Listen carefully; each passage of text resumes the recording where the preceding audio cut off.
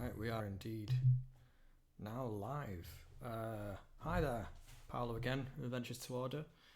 I just want to start this stream tonight by saying Black Lives Matter. This website you can see behind me is blacklivesmatters.card with 2r's.co. You can use that website to find a lot of links where you can donate to a lot of bail funds and a lot of protests across America and some in the UK as well. I'm just going to leave that there because my voice isn't one that needs to be heard on the matter, but I'd just like to present people with the ability to see where they can help. I'll just leave that there, but thanks. Yes, right, so now that's, well, no, we can put the music on now as it's we're going into creating things now. We're listening to the Slime Rancher original soundtrack today because oops, just get rid of that. Because I've been playing a lot of Slime Rancher to help ease the anxiety I've been feeling. I'm sure you're all feeling right now, and that's been a pretty good anxiety easer. I recommend you buy it if you can.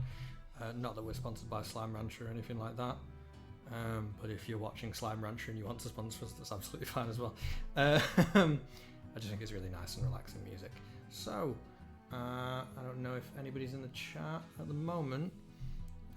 Probably not, but that's okay. We'll see if we can take... Oh, the screen's gone. Great. You'll have to bear with me while I fix that, I'm afraid. What's happened there? It should be just capturing that. Oh. No, it's fine. Okay, weird. Alright then. We're here now. We're not worried. Cool. Okay, that was... Oh, hey there. Nice to see you. We are currently trying to build something. We've got Mythic Odysseys of Pharos now there. I'm not too interested in that, so I'm just going to try and build something. Eventually these will become system agnostic, or at least something that you can utilize, but for now, while we are just we're just kind of getting used to streaming, we're sitting in the comfort zone of 5th edition's Dungeons and Dragons, but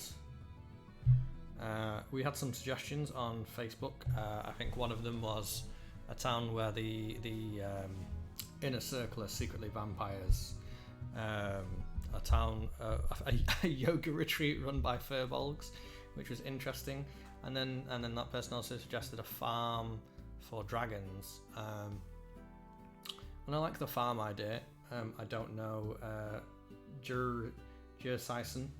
I don't know if I should use real names or not, but hi there, Jerseisen. Do you have any recommendations for anything like a theme, or maybe a one-word hook or anything like that? I'm kind of thinking of, much like the game I've been playing, a slime ranch, a ranch of slimes. I'm making a little location around the farming of resources from non-sentient goo, which I think could be kind of fun in D&D. I imagine there's a big protective glove market in a place like that, but I'm not sure. I'm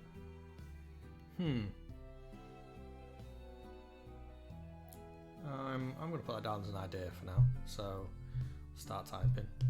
Let me know as well if the music is okay or too loud or anything like that. Crushed, ruined, ancient technology or magic.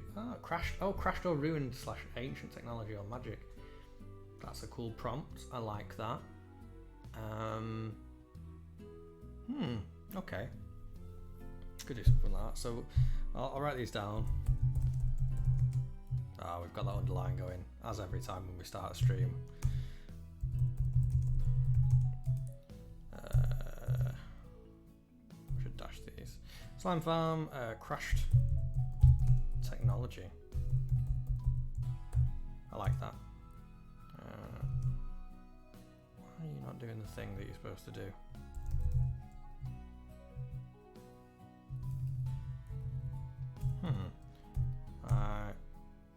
Doesn't want to cooperate with me. There we go.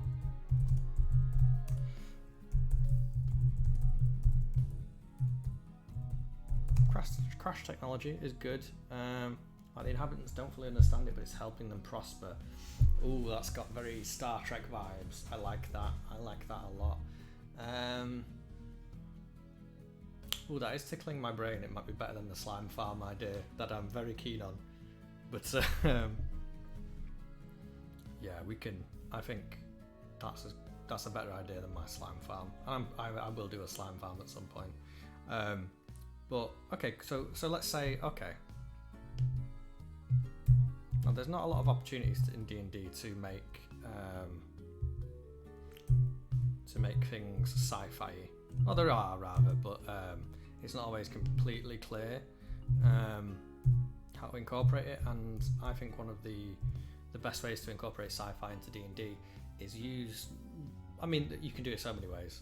One of the best ways for me is to use regular sci-fi that we all know and love, and maybe technology that we view as commonplace, and put it in a high fantasy setting. So, like, you know, if the Star Trek, if the USS Voyager crashed on a 5th edition D&D world, how would that town deal with, like, you know, replicators or holodecks, or, you know, how would they rationalize that, or, you know, even something as innocuous as a shield technology. It could be something less practically applicable.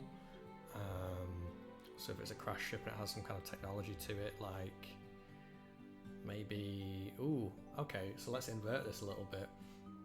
What if it was some kind of like underwater species ship? So like if you had merfolk or tritons or something like that, any 5th edition D&D species that can't necessarily breathe air had like a vessel of water that like crashed on land and was this kind of this like location above sea level where it was like an orb of life for them. That would be interesting.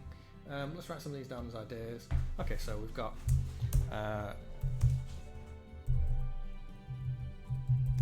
Star Trek ship crashed in D&D. In. I like that. Done it again. Crashed in D&D. We could have a reverse. Reverse. What would you call it?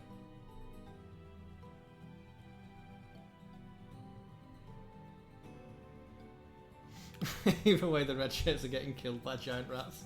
I really, really like that. Yeah, that's maybe some of them have integrated. Let's sub-idea that then. Perhaps crew have integrated. I like that a lot. I might try and raise my microphone so that I'm not getting a lot of something to dull the thump of my keys. Right, there we go. Technical difficulties. Thanks for joining in though, James Davies. Integrated? Yes. Have integrated, question mark. Okay. Could be a, you know, water-based vessel crashed, creating a pocket of on-land habitability. Or, you know, there's so much that goes on in like D&D. If we're sticking to classic 5th edition kind of lore, you've got other planes of existence that you know may or may not work or function the same way that the prime material plane does. You know, something from the plane of water, for example, or something from the plane of air. You know, it might be like a maiden voyage from, like, maybe there's celestials out there who have never seen Earth and are taking a maiden voyage to kind of observe people. But yeah, the technology that doesn't necessarily correlate with what people understand to be magic, that can be difficult for D&D. Hello Bard College, thanks again. If you're just joining us, we have decided to, although you had some wonderful ideas on Facebook, and thank you very much for those, we've decided to do like maybe some kind of technology creating a ease of life for people that they don't quite understand. And we're thinking maybe of just wholesale crashing a Star Trek ship into a 5th edition D&D world, which could be quite funny. I've got some creative juice right here. It's not alcoholic tonight, but caffeine is, as always, required somewhat. Yeah, so we have got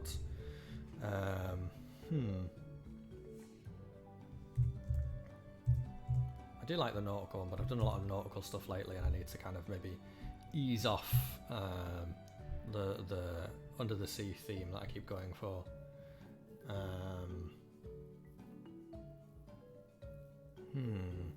Okay, so I mean, I'm going to keep going, but if anyone wants to throw in any more ideas of like how we could incorporate a technology into the D&D world, we need it to happen in such a way that either it is very clearly something technological that is misconstrued as magic, or something that the locals have a hard time confusing for, or correlating with what their idea of what magic is.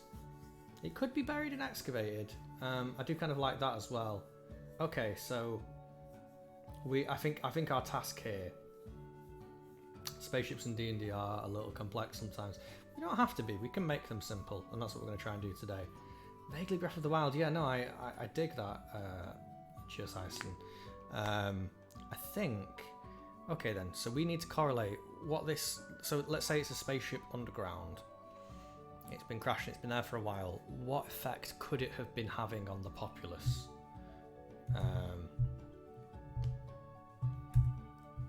Like, what could it positively be doing to the area? Or negatively for that matter. There could be like a disruption of some sort, like some kind of energy disruption, like maybe no open flame can be lit in this area, or something odd like that, something that makes it kind of chilling in some ways. And there's a mining expedition at one point. Let's write some of these down. So crashed a long time ago and is buried underground. Can't spell. Underground. Let's type that in. Mining. Perhaps a mining expedition has uncovered it.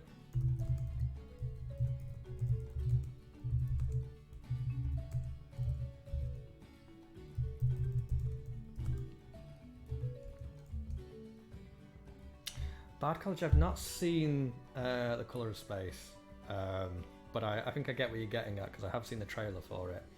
I think, yeah, Strange Vegetation is a good one.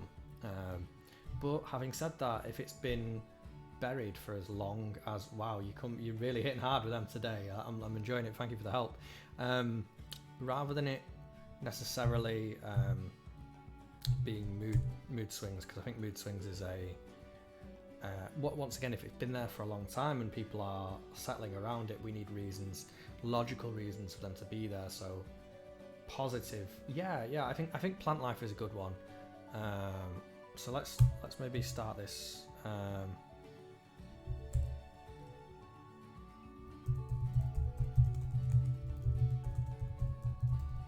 Okay, so maybe it's, if it is some kind of spaceship, maybe it is one that is about, maybe it's some kind of Eden ship. Maybe it was, sent to take samples of plant life and propagate them amongst the stars or the spheres, if we're talking real Spelljammer kind of stuff here. Effects on plant life.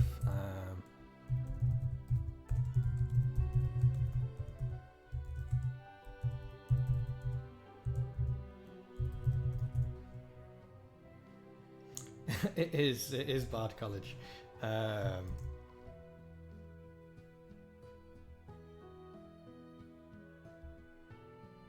Yeah, like they could miss. Yeah, Joe Davies. We could have something that's misconstrued as a golem, but what we know to be a robot, and it's not. Whereas, like, you'd go, if it was an automaton in classic D&D, you'd say maybe cogs and things like that. But we could have, like, there are these strange green boards inside it with strips of metal along in different patterns, and a lot of the fun there for the GM could be the players misinterpreting what that means. They might think you're talking about like stone tablets or something like that, but it's interesting, and to see that click in a player's face is interesting as well. Magnets, yeah. Magnets is a good one actually. Okay, that's some plant life. I'm just gonna put magnets for now. Magnets question mark. Arrows, iron arrows. Okay. Yes. Okay, I like that. Yeah. That involves the DM being up on their science and knowing what metals are magnetic and stuff, and deciding what high fantasy metals are magnetic. But yeah. There's too much work for me to do. But no, I enjoyed that. So possible.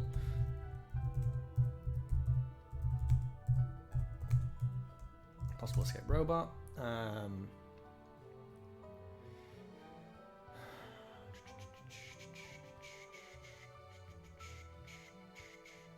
Yeah, I'm not sure. I'm still very new to the streaming at the moment, Bard College, so it could just be that I'd set it up wrong, but we'll see for now.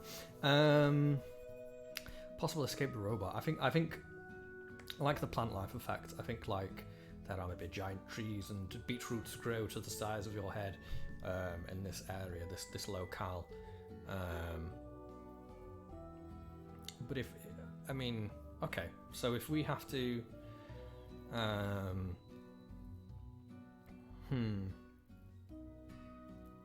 Okay. So possibly an Eden ship terraforming. We'll say there is a kind of a field of radius.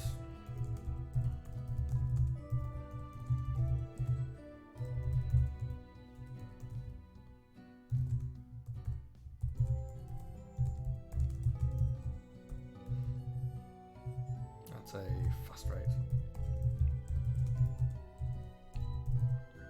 Okay then, so if this place really has like a really good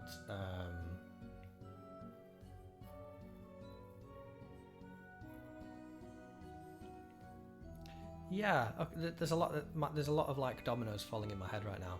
So there's the idea that okay, so if plant life is being boosted, if you can get bigger vegetables here and more often, then you know maybe this place is going to have a chief export that is based around that.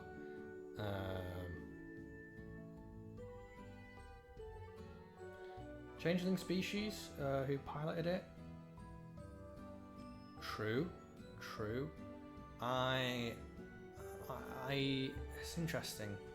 You could suppose that changelings originally came from space, or doppelgangers rather, because doppelgangers look really alien in 5th edition D&D art. That is not a bad idea. It's a good idea, but I don't want to overcomplicate it too much. And I do like the really stupid Star Trek thing of, you know, most alien species just look kind of human, if slightly different, or sometimes not at all. So I think there's a really fun joke in there where they just look human, and it's hard to like maybe they bleed green or something like Vulcans or something like that. But I like the idea that like that's the reason they weren't ever detected is because people just look the same, which is I think could be quite funny. I dig that idea as a little joke. Oh, you won't believe how many planets have been so everyone just looks human. Or there could be that Time Lord joke where it's like, you know, they say, Time Lord, you look human, and he goes, well, you look Time Lord, we came first, which I think is really funny. Yeah, okay. So we've got some. To go back to our train of thought, if it is affecting plant life, then that plant life must be their chief export, or like a good reason to come here at the very least. Maybe magnetism has something to do with the kind of tools that they can use. So maybe they're just using quite primitive tools because there's not a lot of different metals. I'm going to Google what metals are magnetic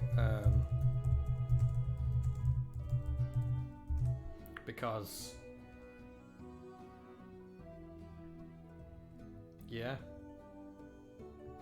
it could absolutely line up with D&D druids. I think if no metal, iron is well known for magnetic. Nickel, Is another popular magnetic metal. So yeah, iron being like what a lot of stuff would be made of in a D&D world. To my mind, that could be wildly inaccurate for like medieval societies, but oh God bless you. We're simpatico. We're on the same wavelength, Jason. But we knew that already, didn't we? Right. Okay. So magnets. Let's type this in here then. I love doing this. It makes me so happy to create places with you people. Yeah. I won't say guys because that's could be factually inaccurate. Right. So let's do it. So magnets. No metal can be in farming is more difficult.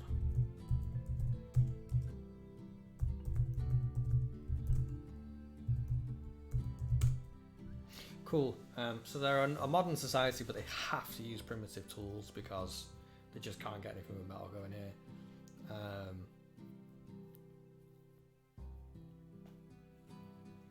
That could also hinder your adventures as well.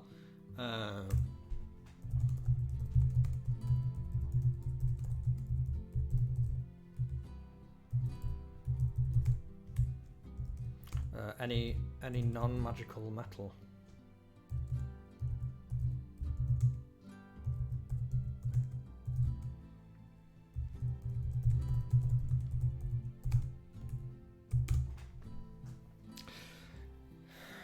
So I think maybe if we're going to have plot hooks in here, if we're going to have like maybe an adventure hook in here, then maybe this, you know, the reactor core, maybe the magnetism's getting stronger. And they hadn't noticed it for a while, and maybe, you know, there's a possibility of the reactor to this thing going critical and eventually exploding and taking the town with it, and the adventurers have to get to and on this spaceship. We're gonna maybe avoid any kind of map drawing for this, or like trying to definitively plot out how it would be when they get to a spaceship. But I think we can at least thematically and logistically set up the building blocks for a little adventure inside the spaceship. Let's just read the chat again. Leads to a big leather armor trade. Yep. Seam workers. Could be a watchtower on the border. Check in, check out your weapons and armor. I like that. That does make sense, but I'd also kind of like it to be a fun discovery for the players. I like the idea of there being a check in and check out watchtower kind of thing.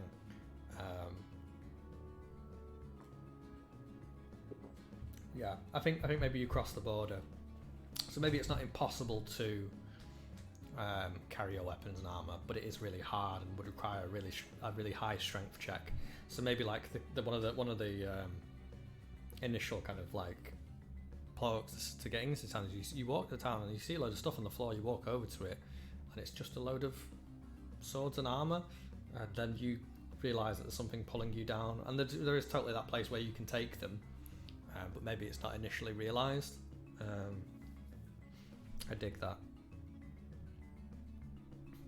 So maybe this place, rather than a watchtower, maybe it's just out of town. Maybe they're not associated with the town. Maybe they are people who will look after your stuff for a price, and they're like gouging people. Okay, let's get that. So house on the outskirts.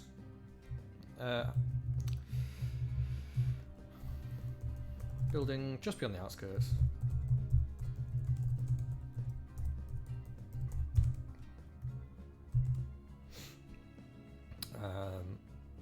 We'll watch your stuff for our price.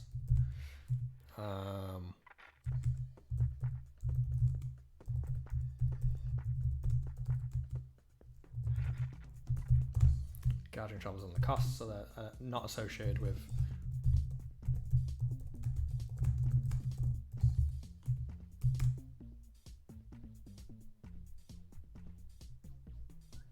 That is a cool idea. I think I'd like it. I'd like maybe a more dropped where you dropped it kind of vibe. Although Bar College, that is a good idea in the sense that all that metal, there could be something valuable inside that. So when if we turn this ship off, if we destroy it as part of this story, that could be the payoff. Is that inside it was a load of really cool, though magnetic things, or maybe a satchel got pulled along with it and it's been crushed under there for a while with a magic item in it, because we're setting the precedent that magical metal isn't pulled to the floor. But you're looking at all your if there is an adventure in this, maybe everyone's getting re-equipped as part of this adventure. Maybe the paladin with 24 AC has now been reduced to wearing something like studded leather, and is relying a bit more on dex in some scenarios, and I think that can be a really interesting space to take your players to. Of course, that depends on how stringent you've been in magical items or how generous you've been with them. But yeah, that is definitely interesting. So let's write up that leather working trade. Leather working trade.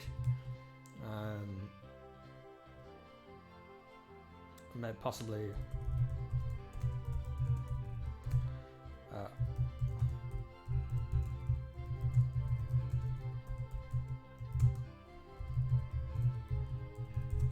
there's an inherent tragedy of once this thing is down, once this field is down,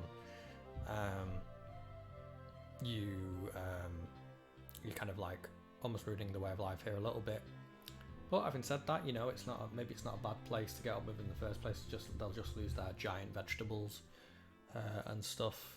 I'm not sure. Maybe there are maybe as a result of the ship being here, there are veins of iron in the earth that have been pulled closer towards town. I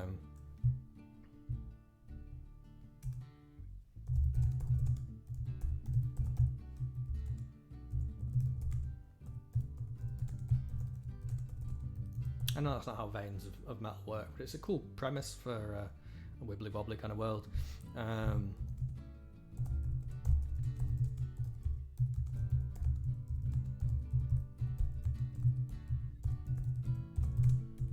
So maybe you switch it off and it loses one way of life and it gains another, and that can be either a tragedy or a positive thing depending on how you look at it, because it might the one way that springs to my mind you could go with that is, they were this lovely rural lifestyle place, and ever since they've been able to access all this metal and all the all this stuff underground, the way of life's completely changed. It's become completely modernized and maybe gentrified, and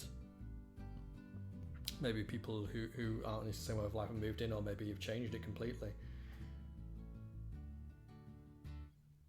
D&D parties and ruining towns, yes indeed, absolutely, Joe Davies, it is almost always what happens. But there can be a place for guidance in here as well. I like the idea that maybe don't respect the earth or whatever, when I don't want to involve druids necessarily, because I'd prefer it to be something that these people are confused by or just blindly accept. And Doe is that's the thing as well. You've got it's almost too good to turn up, isn't it? And that in the D&D handbook it says, well, druids won't use metal. It has to have druids, doesn't it? It does. You're right, Mr. Sison. Let's get that. Okay, so druidic presence.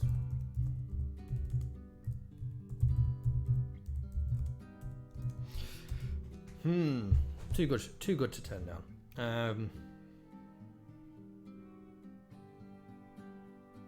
Leather working trade.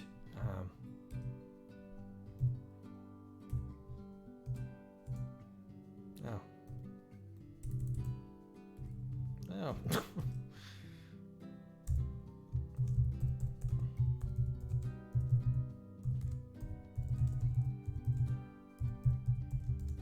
So I think there's like, if there are weapons, they are clubs largely. Things like clubs or, nets. Or, you can have javelins and things. And maybe there are arrows, but maybe they do a little less damage. Do you know what I mean? Maybe they're just pointed tipped twigs rather than metal tipped.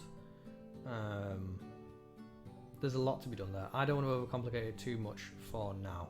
So we'll say, for now, use your rationality there, and what players can and can't use. You could maybe reduce. You could add a -1 to damage with ranged weapons, or if everyone's going to put down their really hefty axe and take a club or a great club instead, something that's just completely wooden. That's definitely interesting, and it kind of I think so many people can go into D&D with like I am a paladin who uses maces. I do not use other types of weapons. This is my calling card. This is my aesthetic. And to kind of take them out of that for a little bit and go, you know what? I do like a club. Quarterstaffs, yes, absolutely.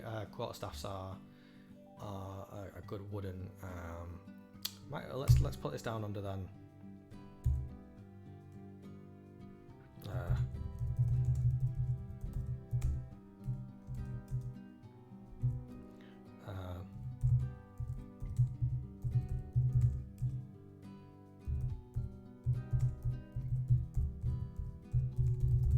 Clubs, great clubs, and quarterstaffs. I like that. I like that very much. Quarterstaves, perhaps. It doesn't know what that is.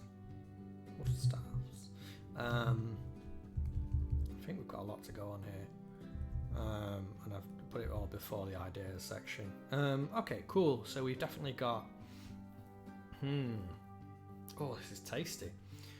So it's a crash ship. Maybe the crew members have integrated into the society here. Maybe there's just, if it's been here for a long time, maybe there's just one old man who knows something that the others shouldn't. Okay, I think that's a good one. Very old human.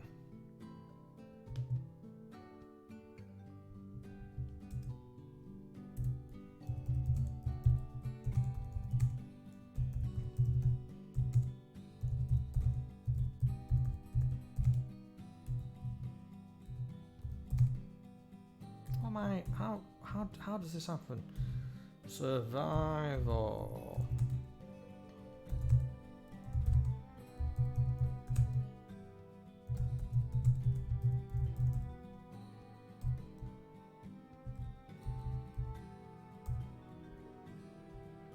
Maybe they could get them back into space. Is there an element of actual technological artifacts? Maybe something only the leader has. This sounds like a nice community. Don't want to introduce class disparities or anything, but it could be present. I think.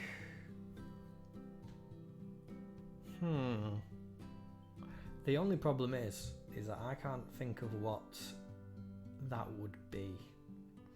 And that's the thing I'm having trouble with. Maybe not a leader per se, but maybe there is a.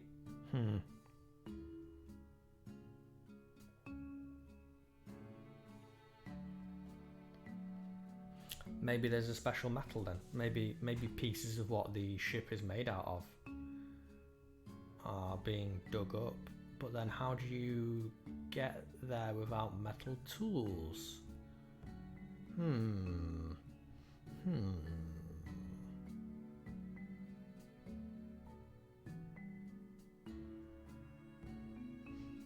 Okay, so if there is a mining kind of thing going on, that then has to be explosives.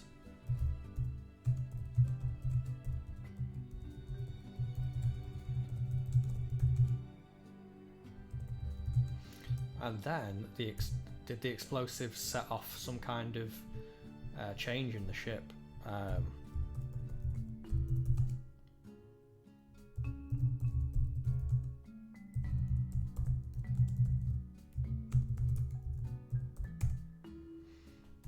And that's why people need to go down there. Yeah, earthquake's not bad either.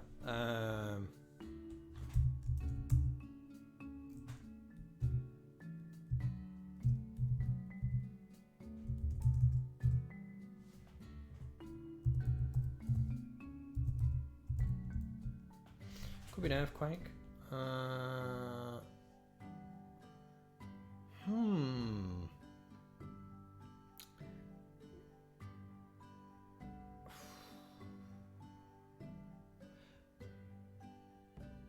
All right then. So that's, you've tickled my brain there, J.R. Syson. I keep reacting to this as being said to me, and I realise I need to like read it to the camera.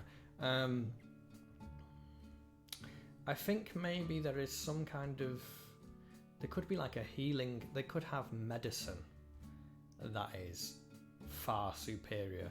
So if we do leave the druids out,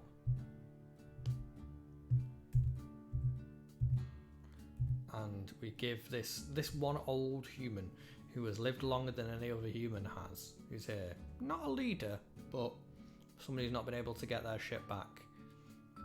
Maybe they have what would we would consider to be a med kit, or you know, something with like little bits of maybe a medicine that's been keeping him alive, or you know, maybe like when someone breaks their leg in the village and there's no one to heal them, there's no religious presence here because it's so unnerving as a place. Then he or she or they comes in and uses this med kit, and it's seen as magical, and maybe they're insistent that it isn't magic.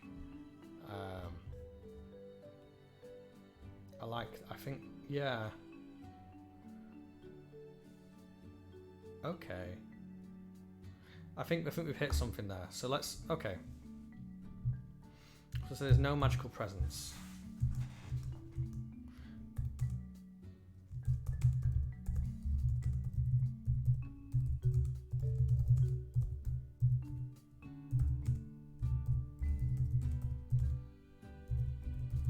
No magical presence down Arcana Divine. Original. That's a sci-fi medkit.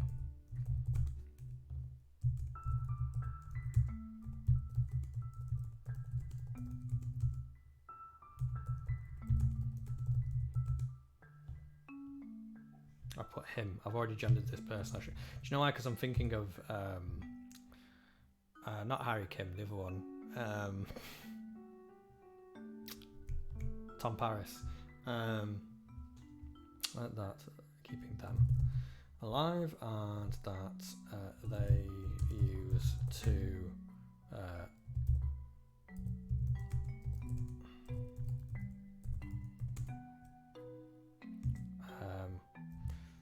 druids, wizards, and clerics, the office workers of the world, find this place because they cannot connect the phenomena to the weave.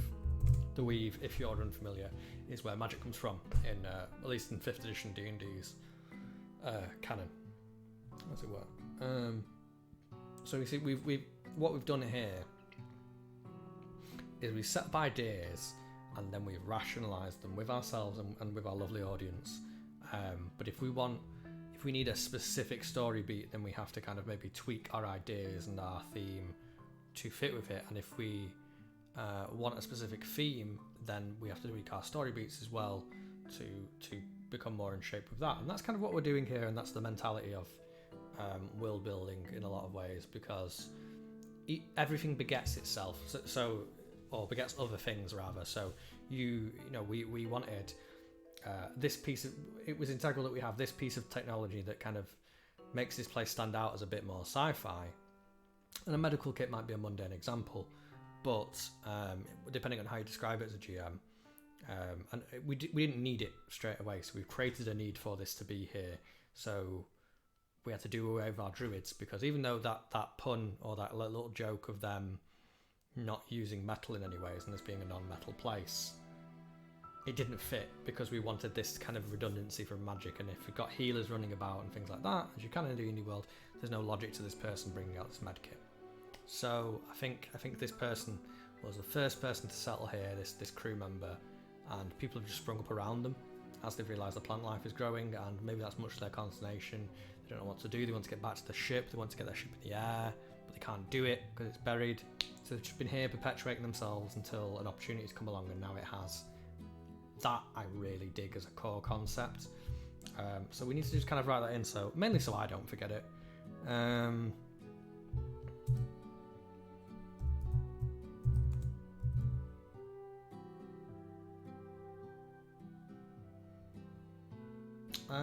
Do you know, Joe Davies? I don't think we need it. I think it overcomplicates it just a little bit. And sometimes it's important to, when you're building these things, it's important to kind of like limit yourself in thematic stuff. Like, you know, I'm not saying nobody with religion could come here, but, you know, as to setting up a temple, maybe everyone just finds it a bit disconcerting that, like, none of these phenomena can be linked to anything, or, you know, a lot of the people believe, you know, whatever the people do believe, it's maybe beyond them. And I think there's a lot, if not maybe too much religion in Dungeons & Dragons 5th edition. Not that there's a problem with that in any way, but it could often become, oh, you know, the clerics here, or like, no, not at all. But I think we've got a lot to work with here, and I think if we bring something like any kind of healing magic, we make our healing kit redundant as well, is the only thing there. And that's the only thing, unless anyone can think of a better item that we could have here for this person. We could have something like a phaser, but that's more easily explainable by magic.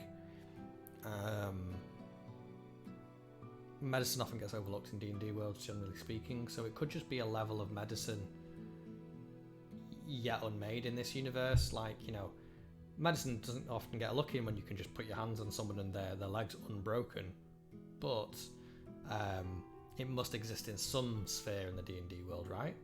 Because you have medicine kits. So maybe it's just like something a cut above. I'm not exactly sure in this moment how you'd example that, and I'm hesitant to do so because of my lack of medical knowledge. But I dig the idea that, like, you know, that's the future. That is the like future that D&D will never have because of things like magic and like quote unquote religious magic, because there's just no need for it.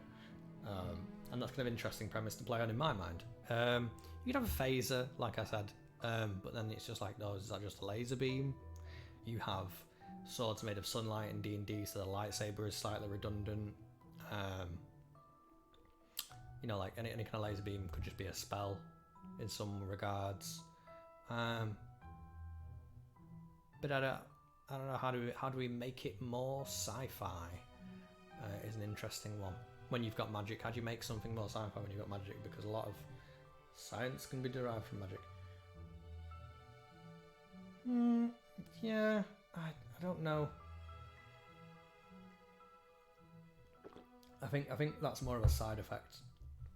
Vegetation, the medicine deriving from the strange vegetation, just mind you, some of maybe the propagated seeds could get out.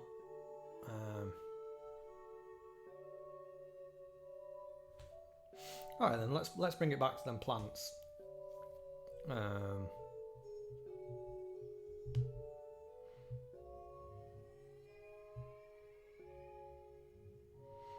Where have you gone, plants?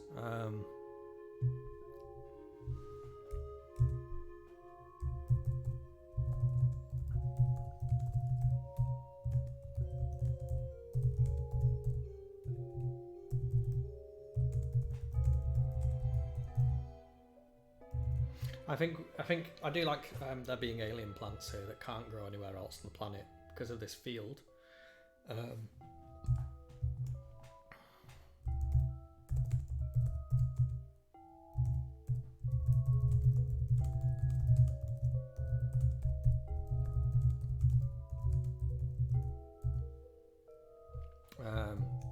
But I think we still need that sci-fi MacGuffin, like a med kit or something like that. Or maybe it's just what processes them. Who knows? But we'll keep that up in the air for now. So let's go over what we've got before we take a little quick break, because we've been going for about 50 minutes now. Starship ship crashed in the D&D world. maybe the crew members have integrated. There's definitely one old quote-unquote human who's the last survivor of the crash, and we should depict him as knowing something. I don't know what I was going to write here. Oh yes, I remember what I was going to. I've been waiting for a chance to regain the ship.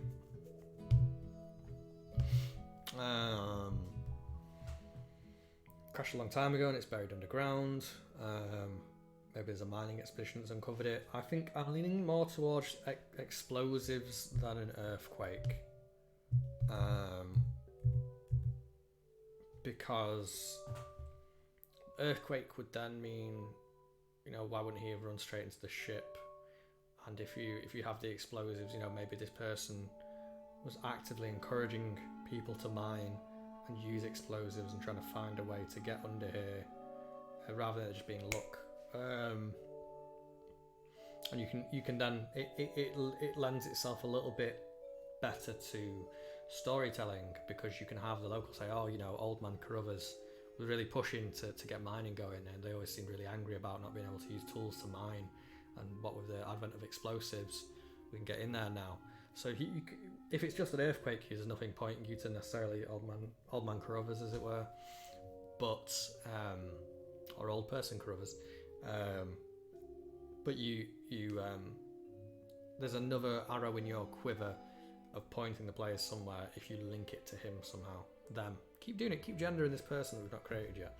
There's an effect on the plant life. It's possibly an Eden ship, something to do with terraforming. Field radius around the ship. Certain plants only grow here. They're weird and they're alien. They can't grow anywhere else on the planet because of this field. Magnets. No metal can be brought in. Farming is more difficult. Primitive tools have to be used, making life a little harder. Is there a hindrance to adventurers? Any non-magical metal is pulled to the floor. Has a magnetic field pulled veins of metal towards the town that are, however, unobtainable? So these people are getting underground. They're mining. There's super rich veins of valuable metals that they just can't get to or use because of this magnetic field. And then you've got as well, like we said already, the ability for this society to kind of like rebuild itself if it has this rich resource to use after you've kind of like disabled this plant field in the ship. Is there an escaped robot? I think there are definitely, maybe it's not escaped, but I think there are iron golems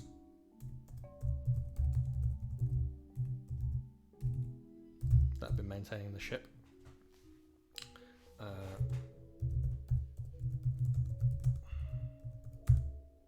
And then you've got the added kind of level that in D&D golems are resistant to magic, so you've got this kind of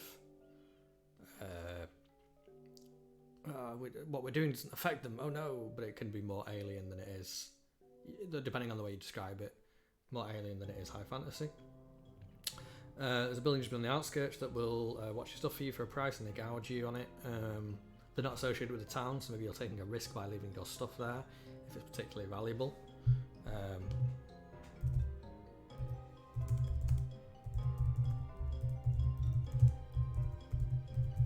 And we're not completely disarming the players. I think magic items should be an exemption.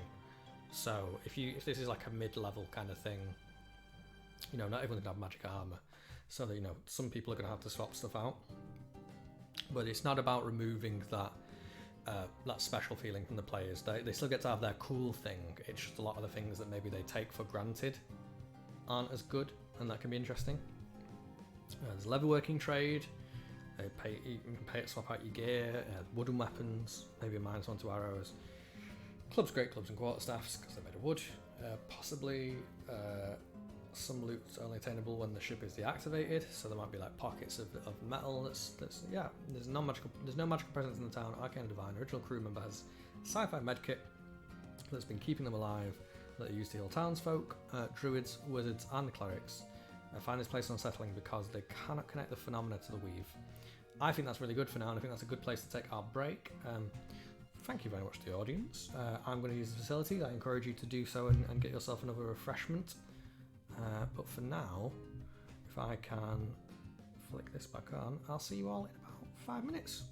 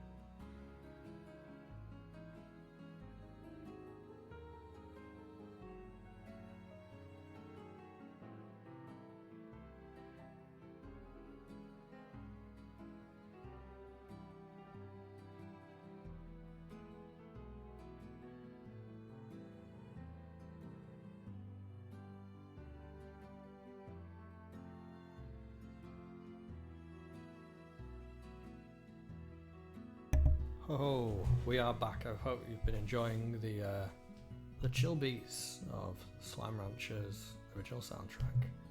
There I am. How you doing? We're back, and we're ready to kind of get into it a little bit more. Though having said that, I feel like we've done most of the work, or rather, the chat room has done most of the work for me, which is I'm very grateful for. So after all those ideas, I don't think we're going to populate this today. We'll see if we get time. I'm quite keen on keeping this strict to like a 9 o'clock finish. But I get so tired these days, just growing old. But I'd like to also like outline our needs for this place. I think maybe there is a lack of leadership here. I think maybe you've got that old starship person, but maybe there's a lack of leadership.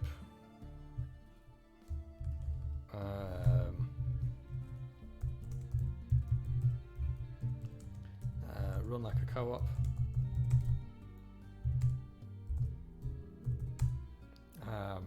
I think that makes a lot of sense for the place if it's like got these natural roots to it. Though original crew member, I'm gonna put OG, not OG because that's original gangster. Original crew member is a driving force due to his wisdom. I'll put that. It's not wisdom. He's just smart because he's from space. I think there is I think there's definitely a village. So it has one tavern. It's got to have the wooden cup.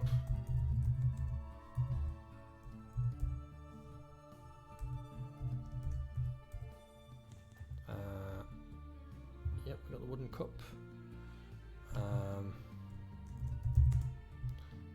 All the cups are wooden.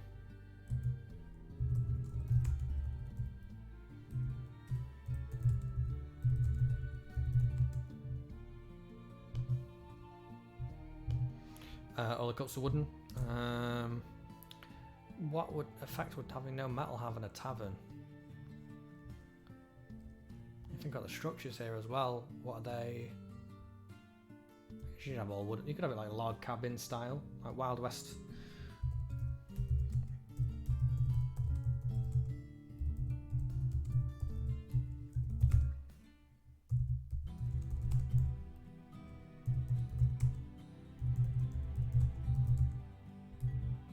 About hinges and nails. So we're getting the impression that all the buildings here are slightly more roughly made. Maybe there's an element of weave to do with the plant life that's here. Maybe they provide something. But if this lifestyle is definitely rustic, it's that kind of like interlaid log cabin for the most part. So yeah.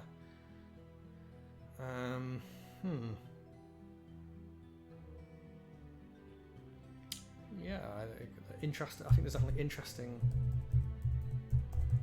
ales. There's interesting ales here because of the plant life.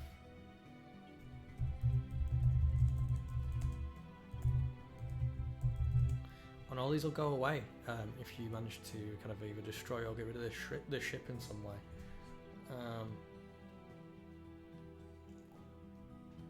Yeah, could be ceramics. That checks out.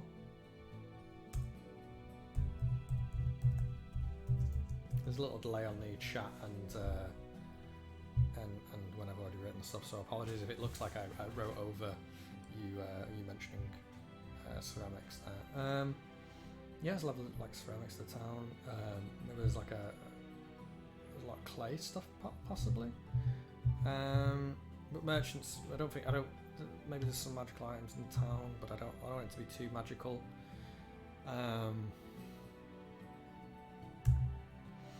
So we've got a leather armor, leather workers. Leather workers, woodcrafters.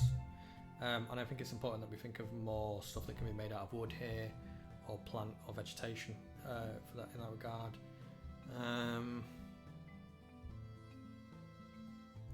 Does this plant life have an effect on the animal populace? Don't want to overcomplicate it though, so we could leave it there for now. Leather workers, wood crafters.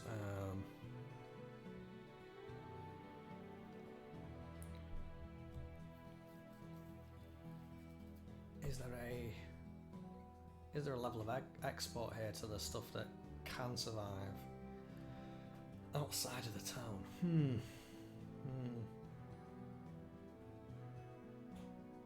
Maybe it's a place where people. Sorry, crap my neck there. It's a place where people come to get off the grid. Is there export? I'm not sure. I'm kind of stumped here.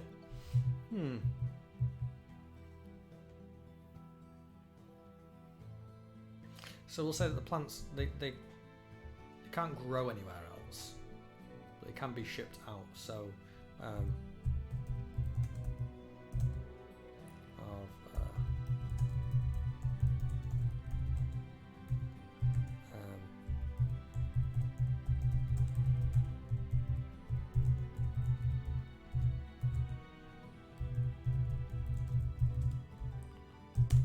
vegetables and herbs growable nowhere else. So you can get this crazy root that adds something mad to a potion, but you can't take a cutting, you can't propagate it anywhere else. So yeah, maybe a fair bit of relative wealth comes in from that. Things like gold and silver are magnetic, so at least I'm pretty sure. So that the money can still work the same way.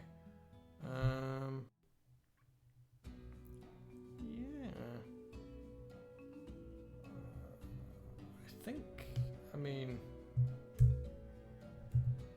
beasts of burden, I guess, have to be a big thing. I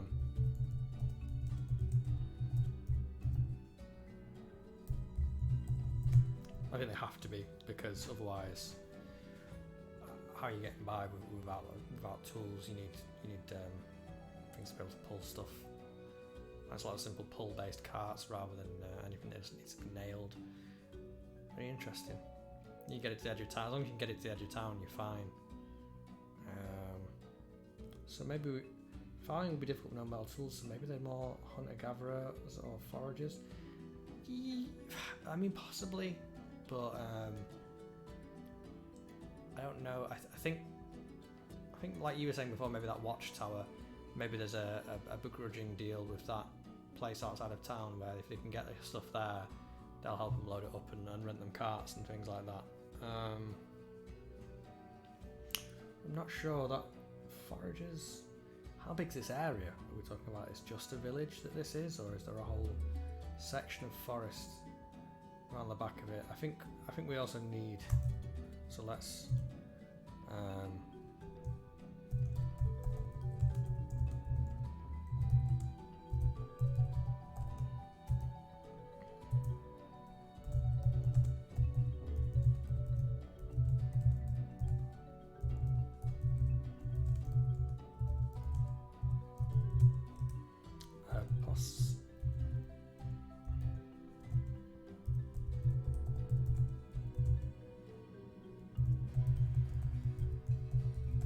Maybe there are creatures here that can't survive beyond this area, or there are, there's definitely plant life in here. Maybe they are hunter-gatherers as well.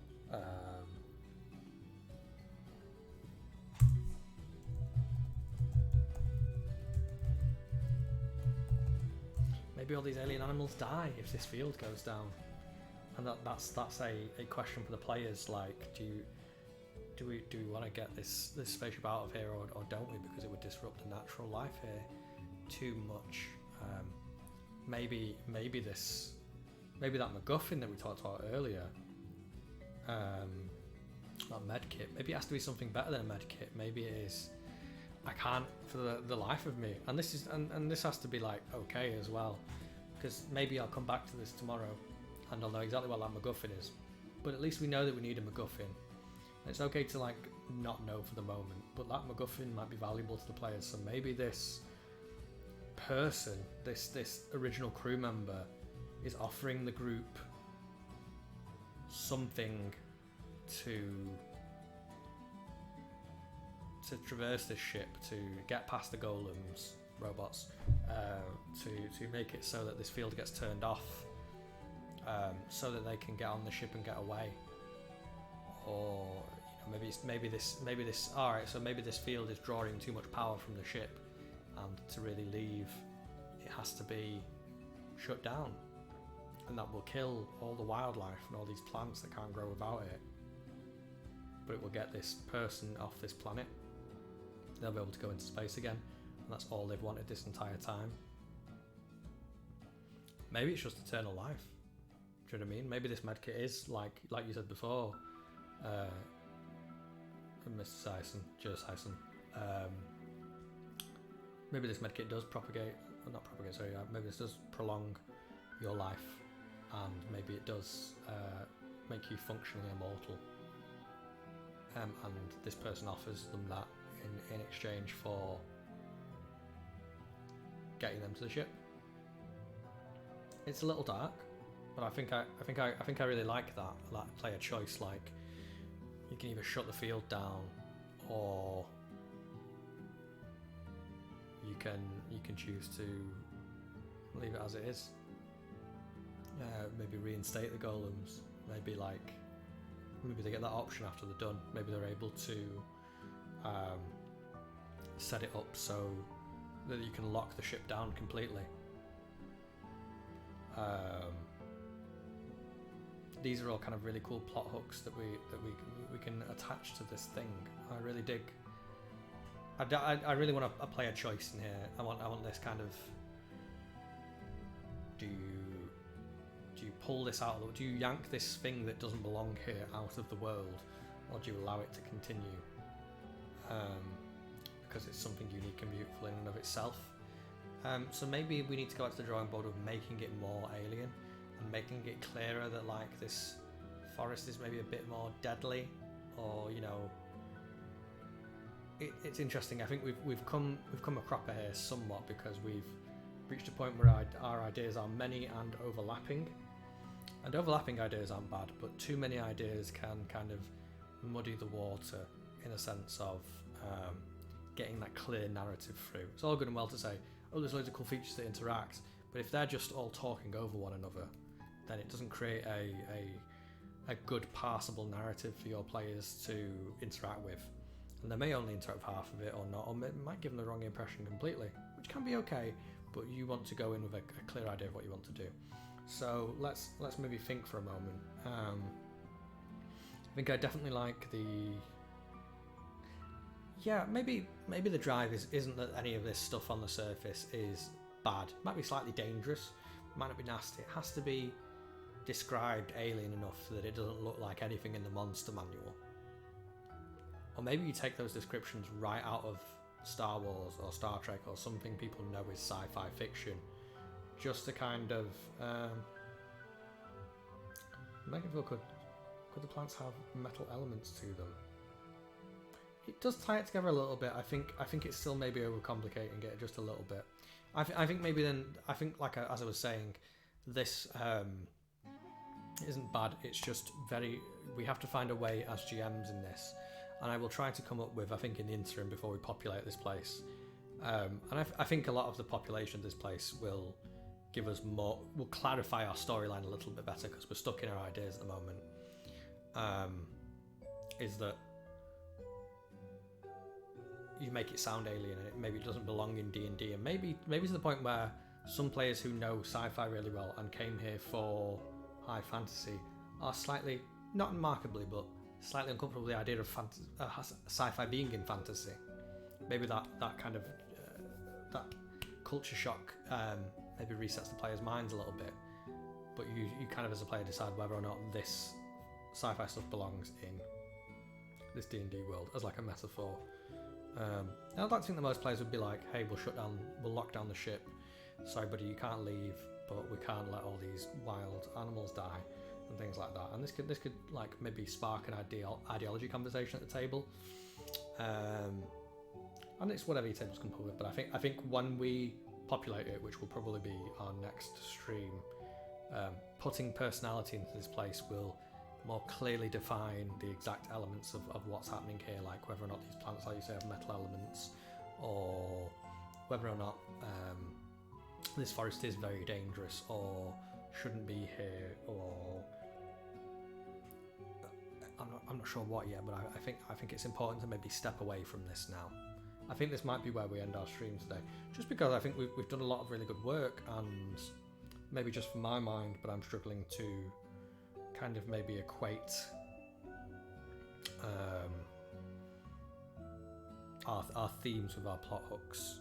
But that's not a problem, that's not bad. I think that is a bit more to just think on, and I think it's important to take that time in the creation process to reflect on stuff. So it's a little early, and I'm sorry that it's a little early, but I think I'm actually going to finish it there because I'm quite happy with how this went, and I'd like to stew on it a bit more. Probably gonna go back to Monday next week, but having said that, this is the most active I've seen the chat, so I'm reticent to do that.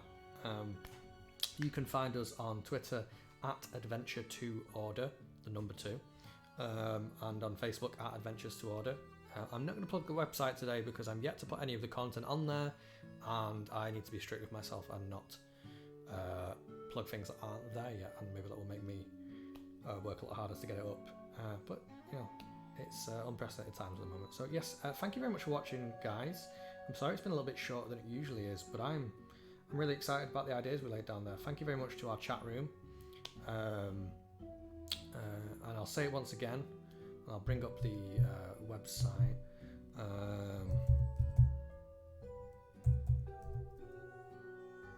There it is. There we go. I'll say it once again. Black Lives Matter, and if you can find a way to donate, please do. Anything you can to any of these links there. It's a great way. The website is Black Lives Matters with an extra S, card.caard.co. If you can, please give some money there. But yeah, thanks again.